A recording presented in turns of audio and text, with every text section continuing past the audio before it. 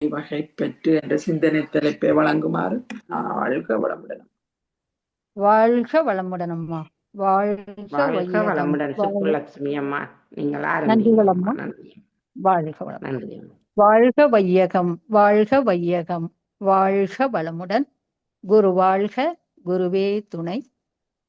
Sky Norway Denmark Manavalakalai மன்ற zoom இணைப்பில் இணைந்துள்ள அனைத்து அன்பு உள்ளங்களுக்கும் எனது இனிய காலை வணக்கங்களையும் வாழ்க வளமுடன் என்ற வாழ்த்துக்களையும் தெரிவித்துக் கொள்கிறேன். சிந்தனையை உடல் நலத்தை சீரமைத்து உய்வித்த குருவே வாழ்க. இன்று இறைவணக்கம் குரு வணக்கம் பாடி சாந்திதவம் நடத்திய அருள்நிதி சுகந்தி அம்மா அவர்கள் வாழ்க வளமுடன். அவர்களது அன்பு குடும்பம் வாழ்க வளமுடன். அவர்களது ஆன்மீக தொண்டு வாழ்க வளமுடன். வாழ்க வளமுடன் அம்மா.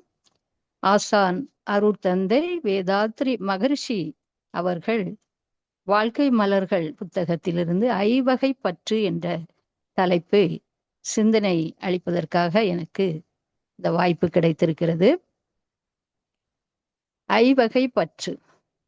இயற்கையின் ஒரு கூறுதான் மனிதன். ஆனாலும் பேரியக்க மண்டலத்தில் விளங்கும் எல்லா சிறப்புகளும் நுணுக்கமாக உள்ளடக்கம் பெற்ற திரு உருவமாக மனிதன் விளங்குகிறான். இயற்கையின் ஆதி நிலையாகிய மெய்ப்பொருள் மனிதனிடத்தில்தான் தன் பெருமதிப்பை உணர்ந்து நிறைவு கொள்ளும் அறிவாற்றலாக அமைந்திருக்கிறது. இவ்வறிவு ஐம்புலன்கள் மூலம் பொருட்கள், மக்கள், இன்பதுன்ப உணர்வுகள் இவை வரையில் எல்லை கட்டி குறுகி நின்று இயங்கும் போது மாயையாகவும் உணர்ச்சி பயமாகவும் சிறுமை அடைகிறது.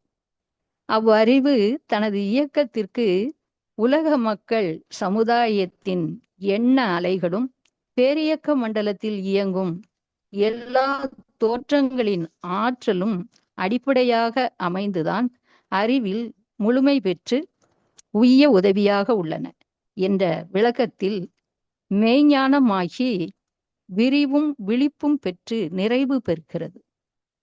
எனவே எல்லையற்ற அருட்பேராற்றலின் ஒரு பகுதியே ஒவ்வொரு மனிதனும் என்ற உண்மையினை உணர்ந்து அதனை மறவாமல் இருக்கவும் பழகி கொள்ளவும் வேண்டும். அகன்ற பேராற்றலை மறவாத விழிப்போடு உலக வாழ்வை நடத்தும் போதுதான் பற்றி நிற்பதிலும் பற்றின்மை என்ற தகைமை மனிதனுக்கு உண்டாகிறது. உலக வாழ்வில் பொருள், மக்கள், பால், புகழ், செல்வாக்கு என்ற ஐவகை பற்று ஏற்படுவது இயல்பு. கடமை உணர்வோடும் அளவு முறை அறிந்தும் விழிப்போடு இப்பற்றுக்களை வளர்த்தும் காத்தும் கொள்ள வேண்டியது பிறவி பயனை எய்த அவசியமானவை. நீரில் குளிப்பது தேவைதான். ஆனால் நீரில் மூழ்கி விடாமலும் காத்து கொள்ள வேண்டும். நெருப்பு வாழ்க்கைக்கு பல வகையிலும் தேவைதான். ஆனால் நெருப்பில் எரிந்து விடாமலும் காத்து கொள்ள வேண்டும் என்று அருட்தந்தை இந்த ஐவகை பற்று தலைப்புல கொடுத்திருக்கிறாங்க. இப்போ பொருள் அருள்தந்தை ஞான களஞ்சியம் 1623 கவி. பொருள், புகழ், செல்வாக்கு, புலனின்பம் வாழ்வில் பொருத்தமுள அளவுமுறை கண்டு போற்றி துய்க்க இருள் சூழும் பழிச்செயல்கள் எழுந்திடாது. வாழ்வில் இன்பமின்றி துன்பம் இல்லை. இதனை அறியாமல் மருள் கொண்ட கற்பனையால் மனதை ஆசையாக்கி மாறி மாறி ஓடவிட்டால் அமைதி எங்கே கிட்டும்? அருள் விளங்கா. உடல் உயிர் கேடடையும். ஆசை மீறி அன்புடனே கூறுகின்றேன் ஆசை சீரமைப்பீர் என்று கவியில சுவாமிஜி சொல்றாங்க. இப்போ உறவிலே கண்ட உண்மை நிலை தெளிவே துறவு என்ற தலைப்பில் சுவாமிஜி விளக்கம் சொல்றாங்க. ஆசை அறவே ஒழிக்க முடியாது, அழிக்கவும் கூடாது. பிறவி பெருங்கடல் நீந்துதல் என்ற ஒரு நோக்கம் அதில் அறிவில் முழுமை பெற வேண்டும் என்ற லட்சியத்தை நோக்கி நம்மளுடைய பயணம் நடைபெறுகிறது. இந்த ஆசையை எப்படி ஒழிப்பது? வாழ்ந்துதானே அந்த லட்சியத்தை அடைய வேண்டும். உண்ணாமல், உடுத்தாமல், மற்ற பொருட்கள் பலவற்றை அனுபவிக்காமல் எப்படி வாழ்வது? அப்போது உணவு, உடை முதலியவற்றின் மீதும் ஆசை செல்லத்தான் செய்யும். எனவே தேவையின் காரணத்தால் இவற்றின் மீது ஆசை எழுவது இயல்புதான். வாழ்க்கையில் உயர திட்டமிடுதல் என்பதும் ஆசைதான். முடிவாக வாழ்வின் நோக்கமான இறைநிலையை உணர்தல் என்பதும் ஆசைதான். அந்த நிலையிலே ஆசை சீரமைத்தல் பயிற்சியில் ஆசை ஏன் எழுகிறது என்பதற்கு சுவாமிஜி என்ன சொல்றாங்க அப்படின்னா, இந்த உயிர் வாழ்தல் என்ற காரணம் ஆசைக்கு மூல காரணம். அதை தொடர்ந்து தேவையும் ஆசையும் எழுகிறது. ஆசைக்கு பல பெயர்கள் உண்டு. அவை விருப்பம், அவா, பற்று, இச்சை, வேட்கை, காமம், காமியம், வேண்டுதல் என பல பெயர்கள் உண்டு. இவற்றில் பற்று, இச்சை, வேட்கை, காமம், காமியம் என்பவையெல்லாம் அதிக ஆசை கொள்வதை குறிப்பது. ஆசை 3 வகை: மண்ணாசை, பெண்ணாசை, பொன்னாசை. மண்ணாசையை எடுத்துக்கொள்வோம். நம் வாழ்விற்கு ஓரளவாவது நிலமும் வீடும் வேண்டும். மண் மேலதான் நிற்கிறோம், நடக்கிறோம், உட்கார்ந்து இருக்கிறோம், படுத்து தூங்குகிறோம். அந்த மண் என்ற நிலத்தின் மீதுதான் வீடு கட்டி வாழ்கிறோம். அடுத்தபடியாக பெண்ணாசை. மனைவியாக இல்லாவிட்டாலும் தாயாக, சகோதரியாக, மகளாக பெண் துணை இல்லாமல் யார் வாழ்கிறார்கள்? அடுத்தபடியாக பொன்னாசை. பொன் என்ற தங்கத்திற்கு இணையாக உள்ள பலவிதமான பொருட்களை வாழ்கிறோம். திருவள்ளுவர் என்ன சொல்றார்? பொருள் இல்லார்க்கு இவ்வுலகம் இல்லை, அருள் இல்லார்க்கு அவ்வுலகம் இல்லை என்கிறாங்க. சுவாமிஜி ஞானக்களஞ்சியம் பாடல் 1555வது கவியில, மண் மீது பெண் துணையால் பொன்கொண்டே வாழ்கின்றோம், மாற்றுவதேன் மூவாசை, மதியுடனே பயன் கொள்வோம் என்று சொல்றாங்க. இப்போ வாழ்க்கைக்கு எத்தனையோ பொருட்கள் நமக்கு தேவைப்படுகிறது. இன்றைய சூழ்நிலையில் ஆடைகள், சுத்தமான, சத்தான, சுவையான, எளிமையான உணவுகள், இருப்பிடம், நல்ல காற்றோட்டமான இயற்கை சூழ்நிலையில் அமைய பெற்ற வீடுகள், இவைதான் நமக்கு தேவை. ஆகவே பொருட்களோடும் பிற மக்களோடும் தேவைக்கேற்ப அளவு முறை அறிந்து தொடர்பு கொள்ளும் உறவுதான் துறவாகும். துறவு என்பது மனதிற்கு தான். மனம் இன்ப நுகர்ச்சியில் சிக்கிக் கொள்ளாத மனநிலைதான் துறவு. தாமரை இலை தண்ணீர் போல ஒட்டியும் ஒட்டாமலும் இருக்க வேண்டும். அதைத்தான் சுவாமிஜி அட்டாச்மெண்ட் என்று சொல்றாங்க. இந்த நிலையை உணர்ந்து செய்யும் செயல்கள் தான் நிஷ்காமிய கர்மம். உலக வாழ்வில் பொருள், பால், புகழ், செல்வாக்கு, மக்கள் என்ற 4 பற்றுகள் ஏற்படுவது இயல்புதான். ஆனால் இந்த 5 பற்றுக்களையும் கடமை உணர்வோடு, அளவு முறை அறிந்தும் விழிப்போடு நிறைவேற்றிக் கொள்ள வேண்டும். அப்போதுதான் நமது பிறவி நோக்கத்தை எய்த முடியும். தூங்கும் போது நமக்கு தலையணை வேண்டும் தான்.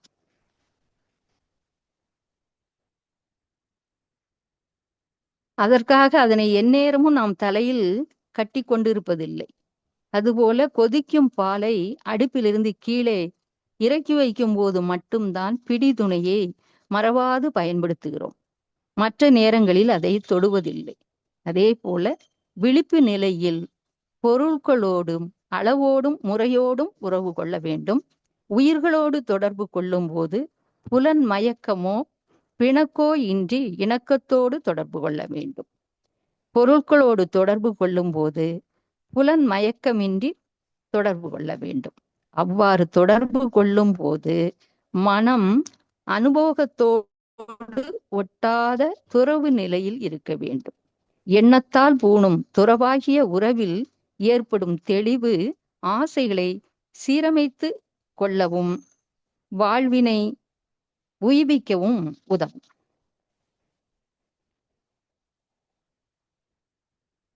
மண் ஆசை. உதாரணம், மகாபாரத போர் ஏன் நடந்தது? பங்காளி சண்டை, அண்ணன்மார்கள் தம்பிமார்களுக்குள்ள சண்டை நடந்தது. அதற்கு காரணம் இந்த சொத்தினை உங்களுக்கு பாண்டவர்களுக்கு உரிய சொத்தினை தரமாட்டேன் என்று கௌரவர்கள் கூறியதால் தான். எப்படி சொன்னாங்க? ஒரு ஊசி முனை இடம் கூட தரமாட்டேன் என்றார்களாம். இதனால் பெரிய யுத்தம், மகாபாரத யுத்தம். ஒட்டு மொத்தமாக குரு வம்சமே அழிந்தது அந்த சொத்துனால, மண்ணாசையால. அடுத்தது ராமாயணம். ராமாயண போர் ஏன் நடந்தது? பெண் ஆசை, அதுவும் பிறன் மனைவியின் மேல் ராவணன் கொண்ட ஆசையினால் ஏற்பட்டது. ராவணன் சிறந்த அறிஞனாகவும் சிவபக்தனாகவும் இருந்த ராவணன் சீதையின் மீது கொண்ட பெண் ஆசையால் தனது இலங்கை நகரத்தையும் தன் உயிரையும் ஒட்டுமொத்த அரக்கர் குலத்தையும் இழந்தார். அடுத்தபடியாக பொன்னாசை. எவ்வளவு பணம் இருந்தாலும் திருப்தி அடையாமல் நேர்மையற்ற வழியில் செல்வத்தை சேர்க்க நினைப்பது மனிதனை நிம்மதியற்றவனாக மாற்றும். உதாரணம், கிரேக்க நாட்டு அரசன் மிடாஸ். இந்த மன்னன் தான் தொட்டதெல்லாம் பொன்னாக மாற வேண்டும் என்று கடவுளிடம் வரம் கேட்டான். அதனால வரம் கடவுள் கொடுத்துட்டாரு. பசியின் போது பசி ஏற்பட்டது. பசியின் போது உணவை தொட்டான். உணவை தொட்டது, அது பொன்னாக மாறியது. அடுத்தது கடைசியில தன் மகளை, ஆசையாக வளர்த்த ஒரே மகளை தொட்டபோது மகள் பொற்சிலை ஆனாள். பொன்னாசையால் அவனால் உணவும் உண்ண முடியாமல் மகளையும் இழந்தான். இந்த 3 ஆசைகளும் ஒரு மனிதனின் விவேகத்தை அழித்து அவனை பாவச் செயல்களில் ஈடுபடச் செய்து முடிவில் அவனது அழிவிற்கே வழிவகுக்கும் என்பதுதான் இதன் முக்கிய தத்துவமாகும்.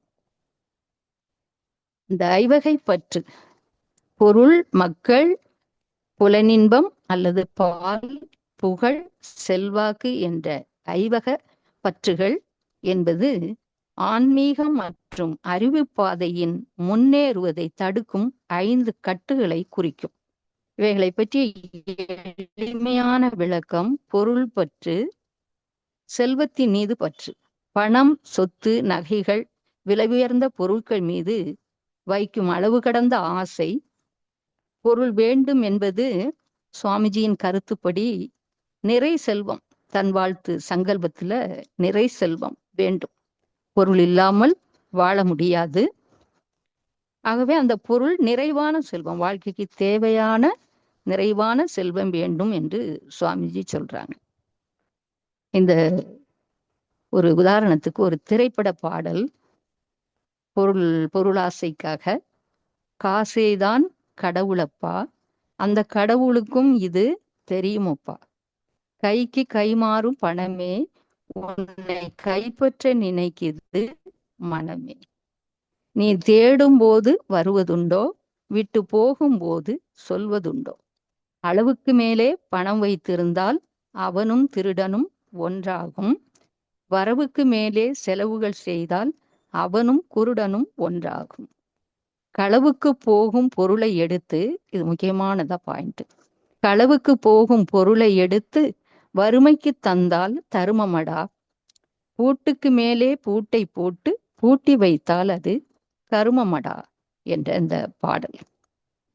பொருளாசை அந்த தன்னிடம் இருக்கக்கூடிய அதிகமான பொருளை பிறருக்கு ஈகையாக்க வேண்டும் என்பதுதான் இந்த பாடலுடைய பொருள். அடுத்தது ஔவையார் நல்வழி நூல்ல 22வது பாடல். பாடுபட்டு தேடி பணத்தை புதைத்து வைத்து கேடுகெட்ட மானிடரே கேளுங்கள், கூடுவிட்டு இங்கு ஆவி போயின பின் யாரே அனுபவிப்பார் பாவிகால் அந்த பணம் என்று ஔவையார் பாடுகிறார்கள். ஆகவே பொருள் வேண்டும், தனது தேவைக்கு போக மீதம் உள்ளதை பிறருக்கு ஈகையாக தர வேண்டும். இதைத்தான் சுவாமிஜி தனது வருமானத்தில் 100க்கு 1 பங்கு வீதம் ஈகைக்கு ஒதுக்கலாம்.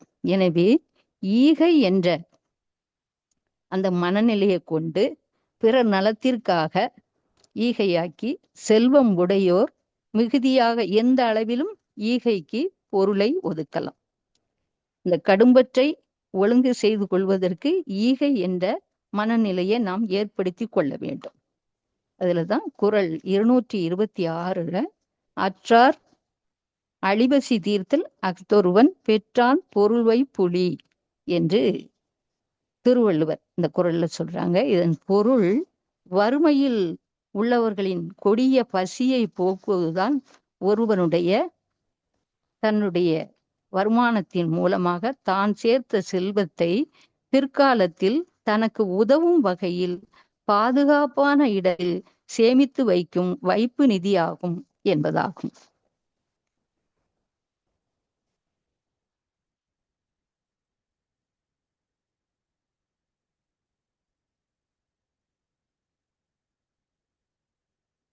மக்கள் உறவுகள் மீதும் பற்று வைப்பது பற்றி சைவ சித்தாந்தத்தில் அடிப்படை நோக்கம் உயிர்களை பற்றியுள்ள உலகியல் பற்றுகளை நீக்கி இறைவனின் திருவடி இன்பத்தை அடைய செய்வதாகும். அதாவது இறைவனின் திருவடி என்பது பேரின்பத்தை அடைய செய்வதாகும். பற்றுக பற்றற்றான் பற்றினை அப்பற்றை பற்றுக பற்று விடற்கு என்று வள்ளுவ பெருந்தகை கூறுகிறார். இந்த அவருடைய வாக்கின்படி உலகியல் பற்றுகளை அறுக்க வேண்டும், பற்றற்றவனாகிய இறைவனின் திருவடிகளை பற்றி கொள்ள வேண்டும். சைவ சித்தாந்தத்தில் இந்த பற்று என்பது பாசம் அல்லது மலம் அல்லது அழுக்கு அல்லது கட்டு என்ற சொல்லால் ஆழமாக விளக்கப்படுகிறது. மனைவி, மக்கள், பெற்றோர் போன்ற உறவுகள் அனைத்தும் நமக்கு கன்மம், அதாவது முற்பிறவி வினைப்பயன் காரணமாக இப்பிறவியில் நம்முடன் கூட்டப்பட்டவை ஆகும். குடும்பத்தின் மீது அன்பு இருக்க வேண்டும். அவர்களுக்கு செய்ய வேண்டிய கடமைகளை, தாய் தந்தையரை காப்பாற்றுதல், குழந்தைகளை நல்ல முறையில் வளர்த்து படிக்க வைத்து அவர்களுக்கு தேவையானவைகளை நிறைவு செய்தல், வேலை வாய்ப்பு, திருமணம் போன்ற கடமைகளை செய்ய வேண்டும். ஆனால் அவர்கள்தான் எல்லாமே என்ற நினைவில் இருக்கக்கூடாது. நம்ம பிள்ளைங்க நம்ம கூட +2 வரதான் நம்மளோட வளர்வாங்க, படிக்கிறது வரைக்கும் தான் நம்ம கூட வளர்வாங்க. அதன் பிறகு அவங்க காலேஜ், ஹாஸ்டல் என்று வெளியூர் சென்று படிக்க வேண்டிய நிலை வரும். அப்போது நாமும் சரி அவர்களும் சரி ரொம்ப அவங்கள பிரிய முடியாம கொஞ்சம் வருந்துவோம். அந்த நிலை வரும்.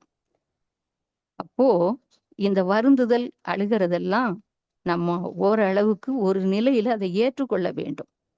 +2 முடிச்சாச்சுன்னா வெளி படிப்புக்கு மேல போவாங்க, வெளியூர்களுக்கு செல்வாங்க. அதை நாம ஏற்றுக்கொள்ள வேண்டும்.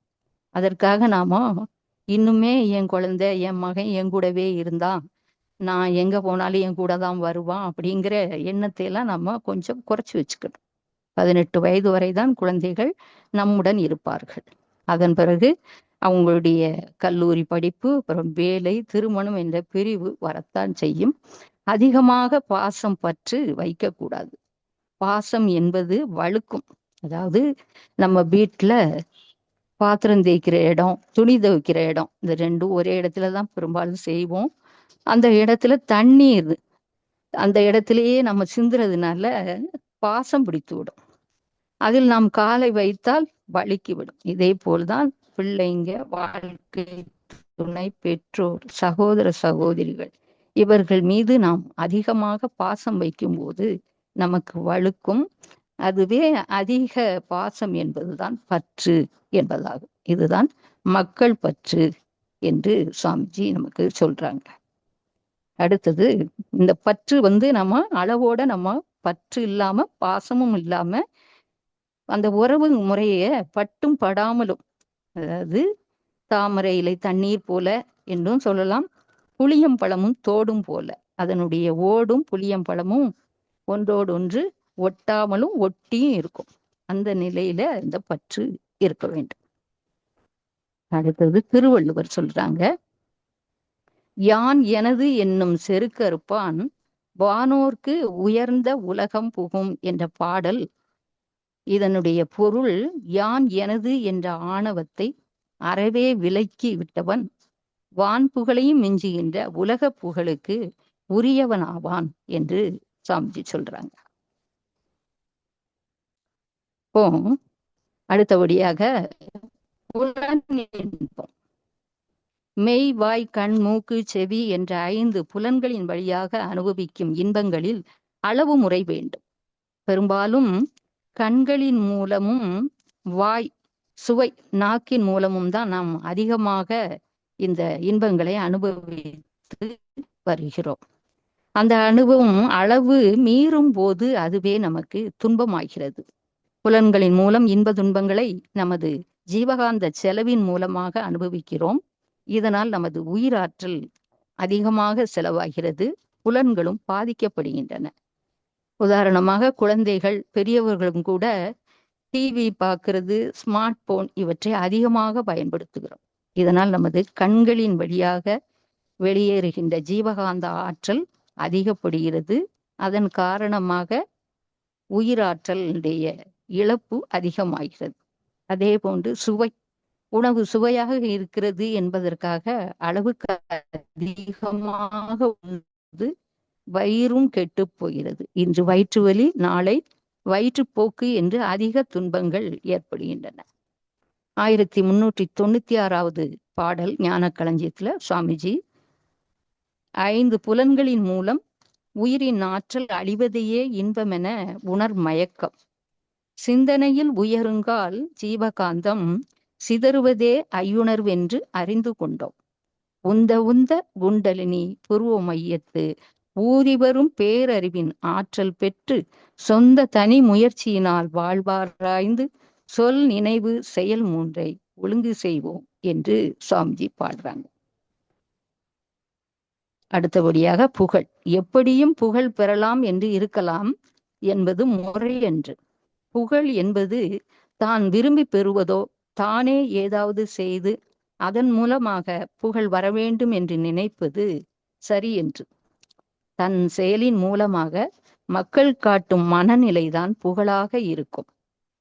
அதுவே புகழாகும். அதை விடுத்து பிறர் புகழ வேண்டும் என்றும் தன்னை விளம்பரப்படுத்துவது புகழாகாது. ஞானக்களஞ்சியம் பாடல் 1617வது பாடல். புகழுக்கு விரும்புவாயேல் அந்த வேட்பே புகழ் அணுகாமல் துரத்தும் சக்தியாகும். புகழ் ஒருவர் கடமை என்னும் மலர் மணமாம். புகழ் மனித சமுதாய நற்சான்றாகும் என்று இக்கவியில் சுவாமிஜி கூறுகிறாங்க. அடுத்தபடியாக செல்வாக்கு. தான் என்ற அதிகார பற்றும் தனது என்ற பொருள் பற்றும் மனிதனிடம் தன்முனைப்பாக உள்ளது.